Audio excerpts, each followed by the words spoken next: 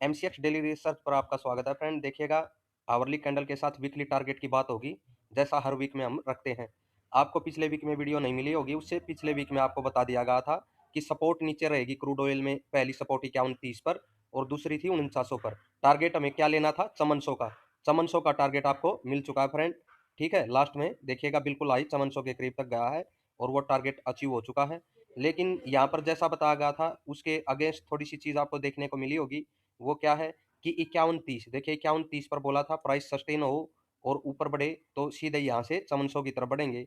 और अगर इसके नीचे निकल कर रिटेस्ट होगी जैसा यहाँ पर दिखाई दे रहा है, तो प्राइस नीचे की सपोर्ट की तरफ 4900 की तरफ जा सकता था। लेकिन बीच में 5030 के करीब प्राइस रुका। ये क्या रीजन था?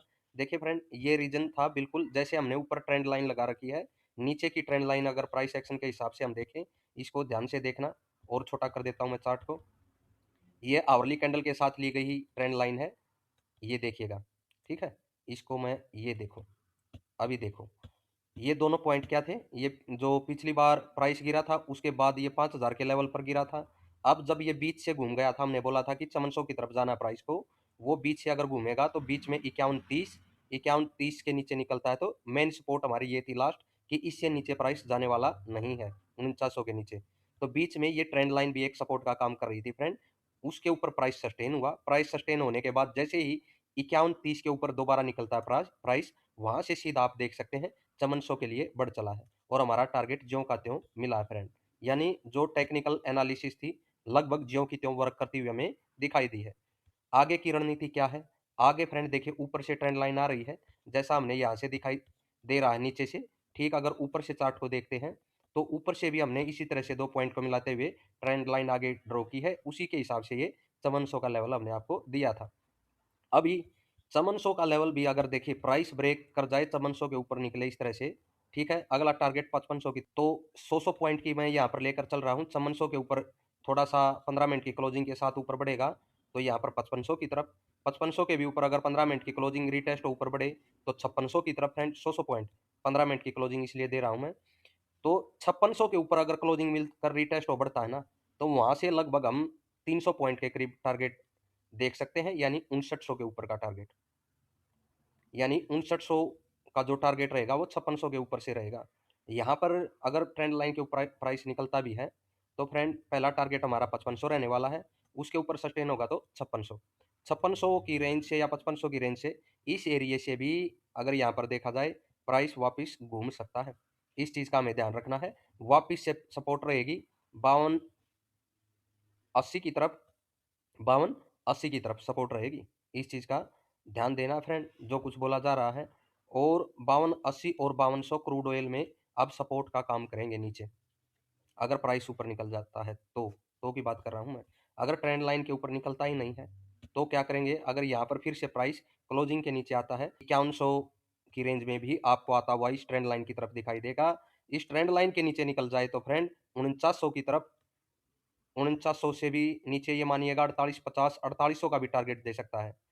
लेकिन ज्यादा बड़ी गिरावट में क्यों नहीं बोल रहा हूं? नीचे जब तक 4720 का प्राइस है, 4720 ये प्राइस है फ्रेंड, ये अगर क्रूड ऑयल ब्रेक कर देगा तो बड़ी और ज्यादा बड़ी गिरावट, जैसे पिछले कई सालों में हम देख पाए हैं कि 1000 के लेवल के भी क्रूड ऑयल नीचे भी गया है, करीब भी गया है।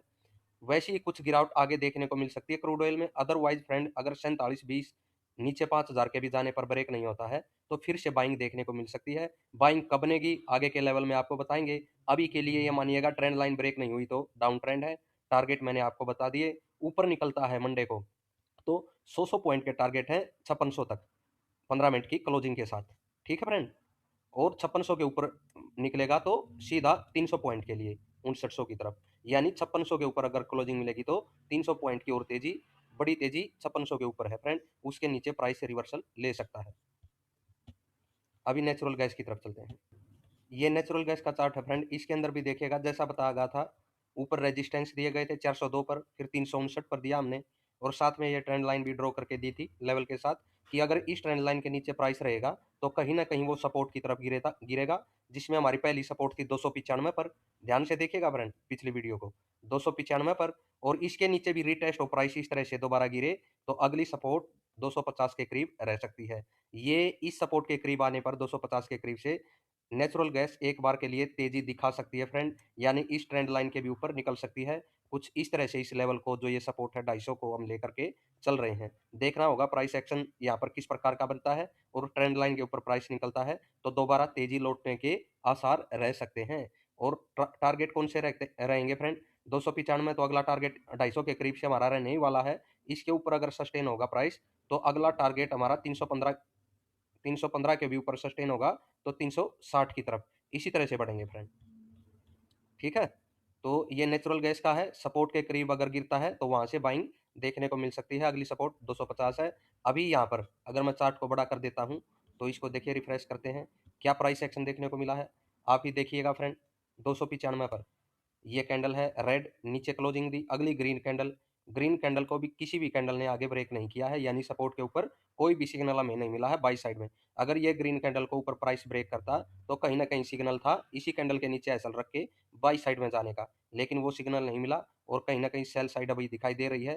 तो मंडे को रणनीति ये ले सकते हैं फ्रेंड, अगर प्राइस नीचे की साइड में देखने को तो जैसे मिल ही सकता है, अगर इस तरह से प्राइस नीचे की साइड में मिलता और दोबारा से घूम करके 295 के ऊपर सस्टेन हो जाता है तो इस ग्रीन कैंडल के ऊपर आई से कहीं ना कहीं बाई का अनुमान रह सकता है। फिर से 250 के करीब से 295 की तरफ, 295 के ऊपर सस्टेन होगा तो और बड़ी तेजी कंटिन्यूअस लौट सकती है नेचुरल गैस में।